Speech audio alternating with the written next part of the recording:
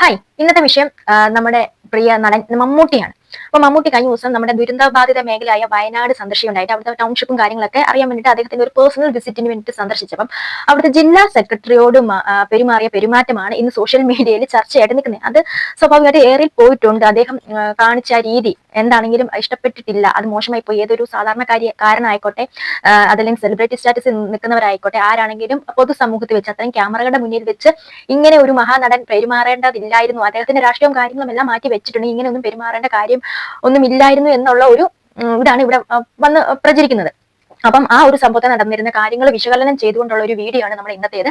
അപ്പം എന്റെ ചാനൽ ആദ്യമായിട്ടാണ് നിങ്ങൾ കാണുന്നതെങ്കിൽ സബ്സ്ക്രൈബ് ചെയ്യാൻ ശ്രമിക്കുക. അതിനോടൊപ്പം തന്നെ കമന്റ് ലൈക്ക് ചെയ്തുകൊണ്ട് ഈ വീഡിയോ കാണാൻ ശ്രമിക്കുക. അപ്പൊ നമുക്ക് ഇതിനകത്തെ വിഷയം എന്താണെന്ന് നോക്കുന്ന മുമ്പ് ആദ്യമായിട്ട് ഈ ഒരു സംഭവത്തിന് ആസ്പദമായ ആ വിഷ്വൽസ് നമുക്കൊന്ന് കണ്ടിച്ചു വരാം.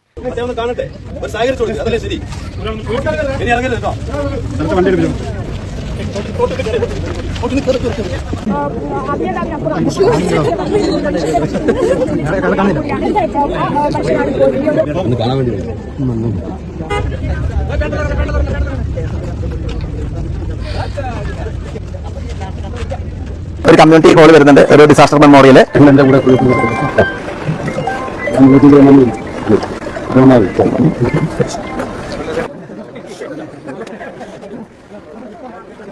ഇവിടെ വയനാട് ജില്ലാ സെക്രട്ടറി കെ റഫീഖ് ആണ് കൂടെ ഉണ്ടായിരുന്നത്. അപ്പം ഇദ്ദേഹത്തോട് വളരെ പരുഷമായിട്ട് മാറി നിൽക്കും, ഞാൻ നിങ്ങളുടെ പരിപാടിക്ക് ക്ഷണിക്കപ്പെട്ട് വന്നതല്ല എന്ന് പറയുമ്പോൾ തന്നെ അവിടെ നമുക്ക് വ്യക്തമാക്കുന്ന കാര്യം എന്ന് വെച്ചെങ്കിൽ മമ്മൂട്ടിയുടെ പേഴ്സണൽ വിസിറ്റ് ആണ് അത്. കാരണം ഈ കെ റഫീഖ് എന്ന് പറഞ്ഞ ആള് CPM-ന്റെ ജില്ലാ സെക്രട്ടറിയാണ്. അപ്പം മമ്മൂട്ടിക്ക് കരുതി കാണും, അദ്ദേഹത്തിന് പേഴ്സണലായി കരുതി കാണും, ഇനി ഈ പാർട്ടിയുടെ ഭാഗമായിട്ട് ഞാൻ വന്നതാണോ, ഒരു PR വർക്കാണോ എന്ന് അയാൾക്കൊരു മമ്മൂട്ടിക്ക് ഒരു പേഴ്സണലായിട്ട് തോന്നി കാണുമെന്നാണ് എനിക്ക് ഇതിന് തോന്നുന്നത്. അപ്പം ഇത് ജനങ്ങളോട് അങ്ങനെ ഒരു അവയർനെസ് കൊടുക്കണ്ട, ഇത് ഞാൻ പാർട്ടിപരമായിട്ട് വന്നതല്ല, മറിച്ച് എന്താണ് എന്റെ വ്യക്തിപരമായിട്ടുള്ള ഒരു വിസിറ്റ് ആണ് എന്നാണ് ഇവിടെ മമ്മൂക്ക മുന്നോട്ട് വെക്കാൻ ഉദ്ദേശിച്ച സന്ദേശം എന്നാണ് എനിക്ക് തോന്നിയിട്ടുള്ളത്.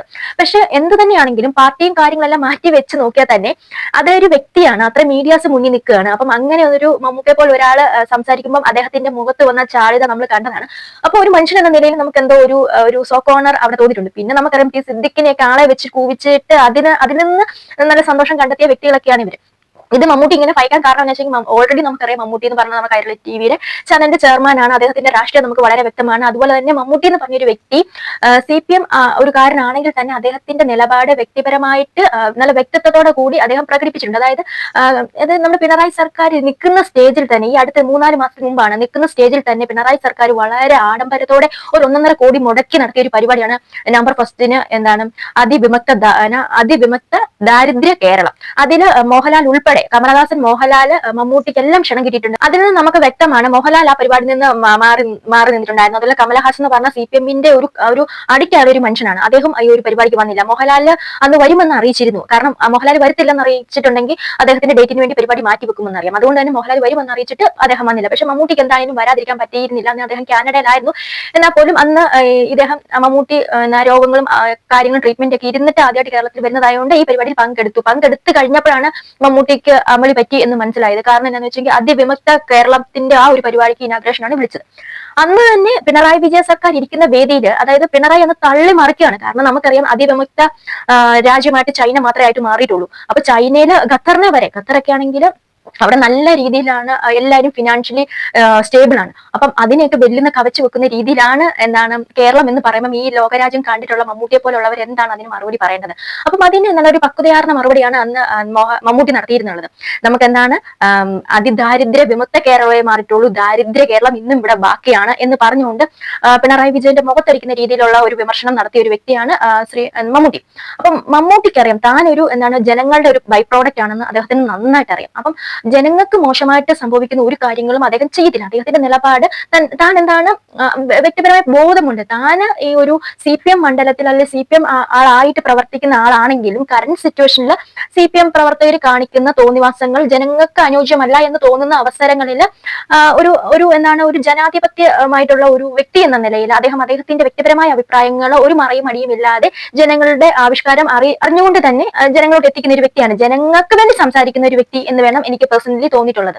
അപ്പം ഒരു PR വർക്കുമല്ല, ഇത് എന്റെ സ്വന്തം ഇഷ്ടപ്രകാരം വന്നതാണ്. അതുകൊണ്ട് ഇവിടുത്തെ ജില്ലാ സെക്രട്ടറി എന്റെ ഒപ്പം നടക്കേണ്ടത് കാര്യമില്ല. കാരണം അങ്ങനെ ഒരു രീതിയിൽ നടന്നു കഴിഞ്ഞാൽ ഒരു പക്ഷേ ജനങ്ങൾ വിചാരിക്കും ഇതെന്താണ് സർക്കാർ പരിപാടിയാണ്, സർക്കാരിന് വേണ്ടി വന്നതാണെന്ന് വിചാരിക്കുമെന്നുള്ളത് കൊണ്ടായിരിക്കും അദ്ദേഹം അങ്ങനെ പെരുമാറിയത്. നമുക്കറിയാം കഴിഞ്ഞ ദിവസം PR വർക്കുകൾ നന്നായിട്ട് സിനിമാക്കാരെ വെച്ചിട്ട് നടത്തിയിട്ടുണ്ട്. അതിൽ എസ്പെഷ്യലി എടുത്ത് പറയണം ലാലേട്ടൻ. അപ്പം ലാലേട്ടനെ വെച്ച് പിണറായി സർക്കാർ നടത്തിയ ഒരു ഇന്റർവ്യൂ, അതിൽ എന്താണ് ലാലേട്ടനെ പോലെ അത്രയും ഉയർന്ന നിലയിൽ ഉയർന്ന വ്യക്തിത്വത്തിൽ നിൽക്കുന്ന ഒരാൾ ഒരിക്കലും ഇങ്ങനെ ഒരു ഇന്റർവ്യൂ എടുക്കാൻ തയ്യാറാവുന്ന എനിക്ക് പേഴ്സണലി തോന്നില്ല. അത് കണ്ടപ്പോൾ എനിക്ക് എന്താ പോലെ, ഞാൻ ആദ്യമായിട്ടാണ് ഒരു ലൈക്ക് അടിക്കാതെ ലാലേട്ടന്റെ പ്രോഗ്രാം കണ്ടത്. വളരെ കുറച്ചേ കണ്ടുള്ളൂ, പക്ഷെ എനിക്ക് ഒട്ടും ഇഷ്ടപ്പെട്ടില്ല. കാരണം ലാലേട്ടൻ അങ്ങ് അടിയറവ് പറയുന്ന രീതിക്കാണ്. പക്ഷെ അതിന്റെ ഏറ്റവും വലിയ രസകരമായ കാര്യം എന്ന് വെച്ചാൽ അത് 8 നിലയിൽ പൊട്ടി. അതായത് ഈ കൈരളി ചാനലിൽ തന്നെ ഈ ഒരു പരിപാടി ഇട്ടപ്പോൾ ഏതാണ്ട് 300-310 ആൾക്കാർ മാത്രമാണ് ഈ ഒരു സംഭവം യൂട്യൂബിൽ വാച്ച് ചെയ്തിരുന്നത്. അപ്പം നമുക്കറിയാം ഇത് ശരിക്കും ഒരു PR വർക്ക് തന്നെ, ഒരു PR ഗിമിക്കാണ് ഇവിടെ നടന്നിട്ടുള്ളത്. കാരണം ഇത് പറയാനുള്ള കാരണം എന്ന് വെച്ചിട്ടുണ്ടെങ്കിൽ ഇത് വന്ന ഒരു ചാനലിൽ മാത്രമല്ല, എല്ലാ ന്യൂസ് ചാനലിലും ഈ ക്ലിപ്പ് സ്പ്രെഡ് ചെയ്ത് കൊടുക്കുകയുണ്ടായിട്ടുണ്ടായിരുന്നു. അപ്പം നമുക്കറിയാം എന്തെങ്കിലും ഒരു എക്സ്ക്ലൂസീവ് സാധനം ഒരു പർട്ടിക്കുലർ ചാനലിൽ വന്നു കഴിഞ്ഞാൽ അത് അതിന്റെ ഒരു പേറ്റന്റ് ആ ചാനലിൽ മാത്രമായിരിക്കും. വേറെ ഏതെങ്കിലും ഒരു ചാനൽ എടുത്തുകൊണ്ട് പോയി അപ്ലോഡ് ചെയ്തിട്ടുണ്ടെങ്കിൽ ഉറപ്പായിട്ടും കോപ്പി സ്ട്രൈക്ക് കാര്യങ്ങൾ കൊടുക്കുന്നതാണ്. പക്ഷേ ഈ ഒരു സബ്ജക്ട്, അതായത് ലാലേട്ടനും പിണറായി വിജയനും തമ്മിലുള്ള ഈ ഒരു ഇന്റർവ്യൂ കാര്യങ്ങളും എല്ലാ ചാനലിലും അവൈലബിൾ ആയിരുന്നു. കറക്റ്റ് ടൈം സ്ലോട്ട് വെച്ചിട്ടാണ് എല്ലാ ചാനലുകളും ഇത് അപ്ലോഡ് ചെയ്തിരുന്നത്. അപ്പോൾ അവിടെ കോപ്പി സ്ട്രൈക്കും കാര്യങ്ങളും ഒന്നുമില്ല. അതിൽ നിന്ന് തന്നെ നമുക്ക് വ്യക്തമായിരുന്നു ഇതൊരു സർക്കാരിന്റെ ഒരു PR വർക്കാണ് എന്ന്. അപ്പൊ നമുക്കറിയാം നവംബർ 1 വെച്ച ആ പരിപാടിയിൽ ലാലേട്ടൻ മനഃപൂർവ്വം മാറി നിന്നതാണ് എന്ന് നമുക്ക് നന്നായിട്ട് അറിയാം. അപ്പൊ ആ മാറി നിന്ന ലാലേട്ടനെ കൊണ്ട് ഇങ്ങനെ ഒരു ഇന്റർവ്യൂ എടുപ്പിക്കണമെങ്കിൽ നമ്മുടെ സർക്കാരിന്റെ ഫണ്ടിൽ നിന്ന് എന്തുമാത്രം പൈസയായിരിക്കും, കോടികളായിരിക്കും. ലാലേട്ടന്റെ ഓരോ വാക്കിനും വാല്യൂ ഉണ്ട് അല്ലെ. അപ്പൊ ലാലേട്ടൻ അവിടെ അഭിനയിക്കുമായിരുന്നു. ശരിക്കും ഒരു അഭിനയ സിംഹം തന്നെയാണ് ലാലേട്ടൻ. അപ്പൊ ആ അഭിനയത്തിന് ഓരോ വാക്കിനും ഓരോ പ്രശംസയ്ക്കും ലാലേട്ടൻ അറിയാൻ താൻ നുണ പറയുകയാണ് എന്ന്. ആ ഓരോ വാക്കിനും എത്ര കോടികളായിരിക്കും പേയ്മെന്റ് ചെയ്തിട്ടുണ്ടാവുക. അതിന്റെ കണക്കൊന്ന് പുറത്തു വിടുവാണെങ്കിൽ വളരെ കൊള്ളാമായിരുന്നു. എന്താണേലും പിണറായി സർക്കാരിന്റെ ഈ ഒരു ഗിമിക്കും കാര്യങ്ങളൊന്നും നടക്കുന്നില്ല. ആൾക്കാർ എടുത്തു വെച്ച് ഉടുത്തിട്ടുണ്ട്. ഇപ്പൊ എന്താണേലും ഈ മമ്മൂട്ടി വന്നപ്പോ തന്നെ വെളുക്കാൻ തെച്ചത് പാണ്ടായി. അന്ന് തന്നെ മമ്മൂട്ടിയെ ക്ഷണം സ്വീകരിച്ച് വരുത്തിയപ്പോ തന്നെ വെളുക്കാൻ തെച്ചത് പാണ്ടായിരുന്നു. അതായത് പിണറായി സർക്കാരിന് മോത്തടിക്കുന്ന പോലെ ആയിട്ടുണ്ട്. ഇപ്പം LDF ഒന്നും കൂടെ ഒരു ഫ്രീ പ്രൊമോഷൻ കിട്ടിയതുപോലെയുണ്ട് ഈ ഒരു സംഭവം. അപ്പം UDF മറ്റ് BJP ക്കും ഒരു നല്ലൊരു അഡ്വാൻറ്റേജ് കിട്ടുന്ന ഒരു വാക്കുകളാണ് ഈ മമ്മൂട്ടിയുടെ ഭാഗത്തു നിന്ന് ഉണ്ടായിട്ടുള്ളത്. അപ്പം ആ ഒരു സമയത്ത് കുറച്ച് ബൈറ്റ്സും കാര്യങ്ങളും ഒക്കെ കൊടുത്തിട്ടുണ്ടായിരുന്നു നമ്മുടെ മീഡിയാസിന്. നമുക്ക് അതും കൂടി ഒന്ന് കണ്ടു നോക്കാം. സർക്കാരിന്റെ പ്രവർത്തനമൊക്കെ മനുഷ്യനെ ഭക്ഷണം, വസ്ത്രം, പാർപ്പിടം, ഇതാണ് നമുക്ക് പ്രാഥമികമായിട്ട് ആവശ്യമുള്ളത്. ഭക്ഷണം മാത്രം കിട്ടുന്നവരുണ്ട്, ഭക്ഷണവും പാർപ്പിടവും വസ്ത്രവും കിട്ടുന്നവരുണ്ട്, ഇത് മൂന്നും കിട്ടുന്നവരുണ്ട്. പക്ഷേ അപൂർവമായിട്ട് മാത്രമേ ഇങ്ങനെ പാർപ്പിടം, ഒരു ജനത, ഒരു നാട്ടിലെ ജനങ്ങൾ മുഴുവൻ എല്ലാവരും ചേർന്ന് ഇങ്ങനെ നിരാശ്രയരായ ഇങ്ങനെ ഒരു ലാഭത്ത് സംഭവിച്ച ആളുകൾക്ക് വേണ്ടി സംഭാവന ചെയ്തുണ്ടാക്കിയത് ജനങ്ങളുടേതാണ്. അപ്പോൾ നമ്മുടെ ജനങ്ങളുടെ മനസ്സാണ് ഈ കാണുന്നത്. കേരളത്തിലെ ജനങ്ങളിൽ നിന്ന് പിരിച്ച കാശാണല്ലോ സർക്കാർ കൊടുക്കുന്നത്. ജനങ്ങൾ അല്ല, അത് നമുക്കറിയില്ല. ജനങ്ങൾ ഇത് നമ്മൾ കൊടുത്തതാണ്, നമ്മുടേതാണ്.